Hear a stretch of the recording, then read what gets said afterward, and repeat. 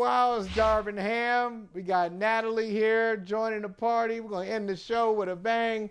Have a good time. Good to see you, Natalie.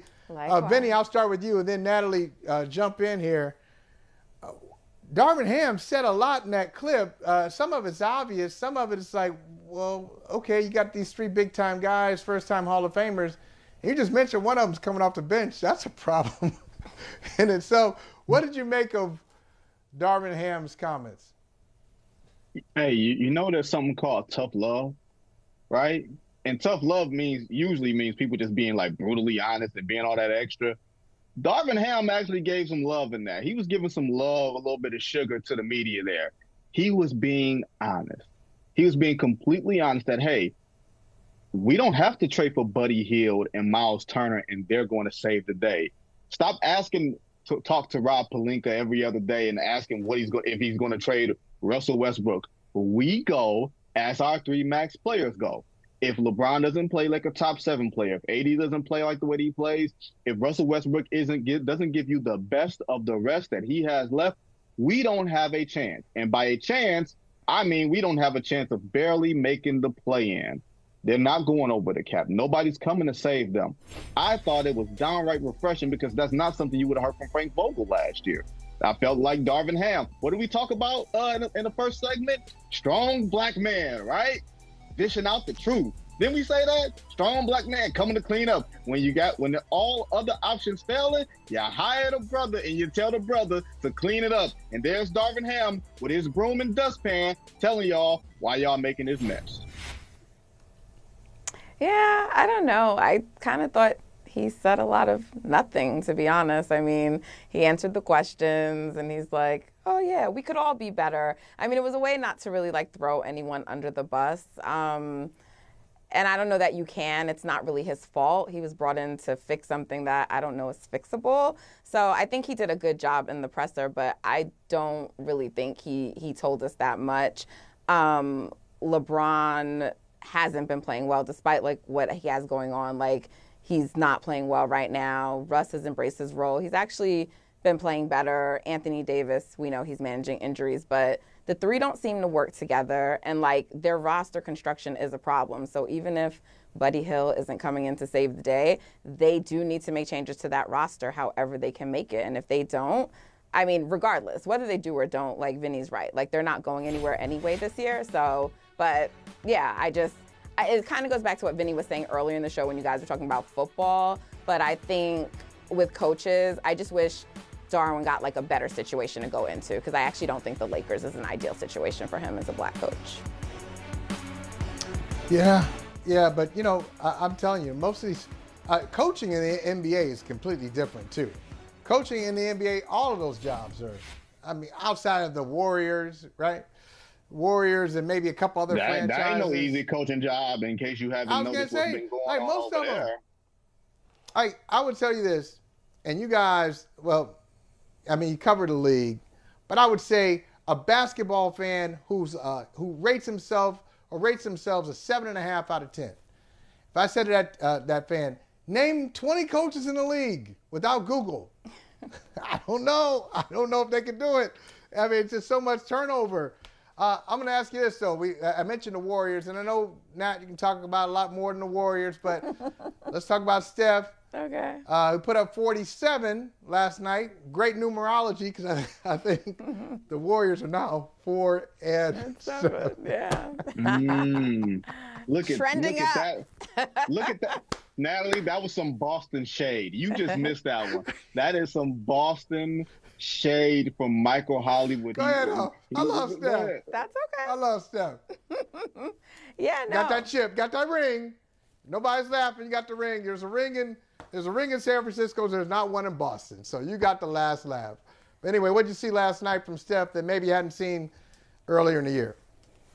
No, I mean, Steph has actually been having an amazing season. It's just been overshadowed by the Warriors' start. So last night you just saw a player put his team on his back. You know, I I agree with Vinny. I think I saw he wrote something or maybe he tweeted. I don't know. But I think he feels is like, this is not a winning way for the Warriors. Like, it's not a long-term solution. And I think the Warriors know that. I tweeted out something similar. Like, I was like, I'll take the W, but if this is how you got to do it, it's not like a long-term solution, right? And so I hear a lot of fans kind of like obsessing over GP2 leaving and, the 2 timeline thing is coming up. And I think that's real. But I mean, let's just look at like Klay Thompson and look at Jordan Poole. You're not getting the production you need from them, right? So like, let's start with some of those key pieces. Their defense, which they are known for, has not been good. So I think there are other things like that you have to look at before you just kind of start harping on some of the other stuff.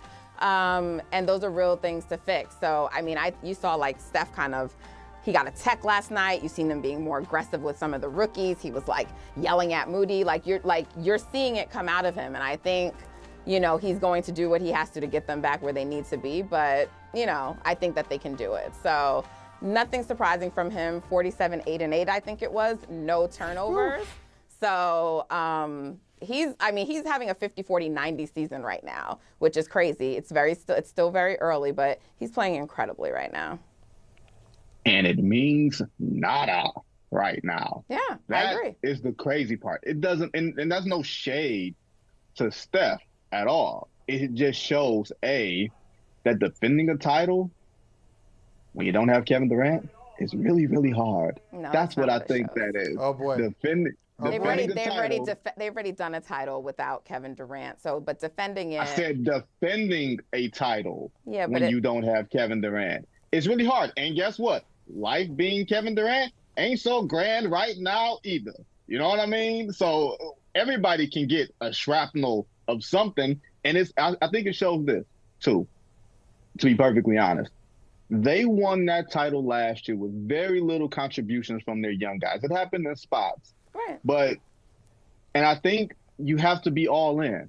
It's very hard to develop young players and use the old guys and say, hey, we're going to thread the needle here.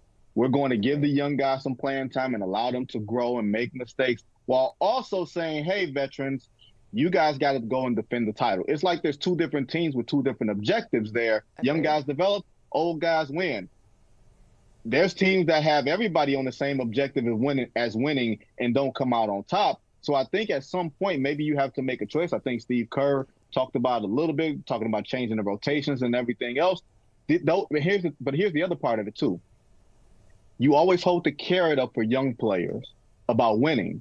You say everything happens in the context of winning, right? You're going to get your money. You're going to get your individual stuff, everything else, right? What happens when you've already won? Aren't you going to be on the get mine plan? Isn't that tough for human nature to get you to keep investing into a team when you haven't figured out who you are as an individual yet? I think that's human nature to ask and expect a lot of these 20-year-old kids to pour themselves into something selflessly when they don't know who they are yet. Yeah, I mean, you know what I love? Natalie? Can I just say this, Natalie? Of course. As we're running, we got to have you come back because we're running out of time, and I want to hear so many words. We should come back tomorrow. Come back tomorrow, Natalie. But I want to say this. I love the transformation that happens with you. As soon as somebody mentions Kevin Durant and the Warriors, your eyes, it's game 7, and Natalie is ready for the close. Yes. Ooh, I love it. Because defending is hard regardless of Kevin Durant or not, and that's the only point I need to make, period.